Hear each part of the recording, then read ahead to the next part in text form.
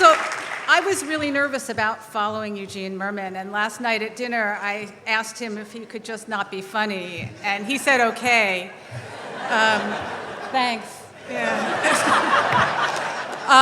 On behalf of the alumni of Hampshire College, I want to congratulate the graduates of 2012 and their families and their friends.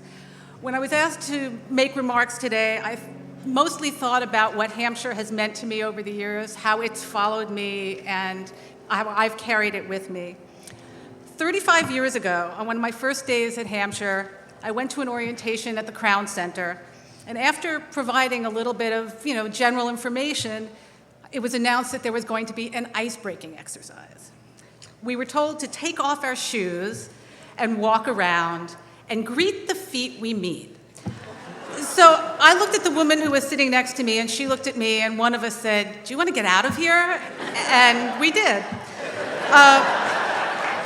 To this day, that woman, Sharon Stoyer, is one of my dearest friends.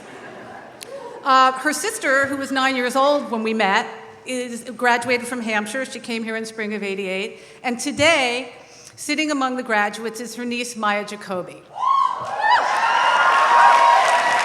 So I just want to say a special congratulations from me, as someone who's known the family for a long time, to Maya and her father, Bruce, her mother, Diane, her sister, Alana, and to her grandparents, Doris and Frank.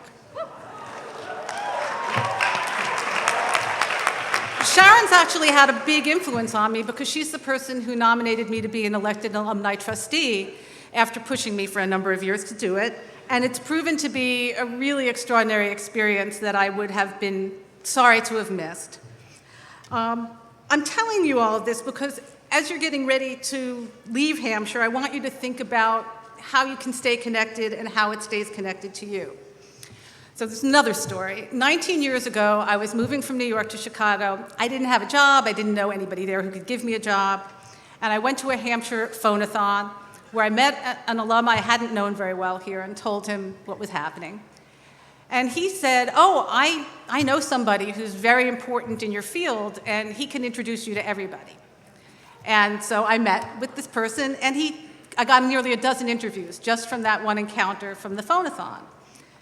When I went to one of the interviews, the executive director said, "I think we could use someone like you, but I'm not quite sure what we'd do with you. Could you write a proposal?" And I thought, can I write a proposal?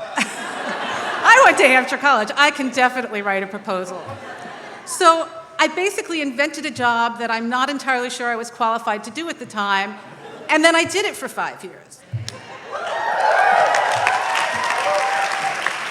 So the point of the story is that I know that you're going to find, as you move on in your life, that you are going to be both intellectually and emotionally sustained by the friendships you've made here, and that you'll be intellectually and professionally sustained by the work you've done and the things you've learned. What I hope you'll think about is how you can continue to provide sustenance to Hampshire as you move on in your life.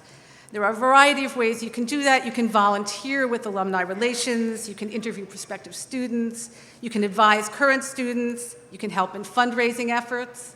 And by the way, if you haven't given yet to the graduate fund, please do that. And maybe someday you'll be lucky, like I am, and you'll get to be an alumni trustee. And you'll get an opportunity to spend time really experiencing the passion and talent and insight and creativity of Hampshire students from a whole other perspective. And I know that if you do that, you'll find it as rewarding as I have. So again, congratulations to all of you for making it through, and best of luck as you carry Hampshire with you, and remember, you are always part of the Hampshire community. Thank you.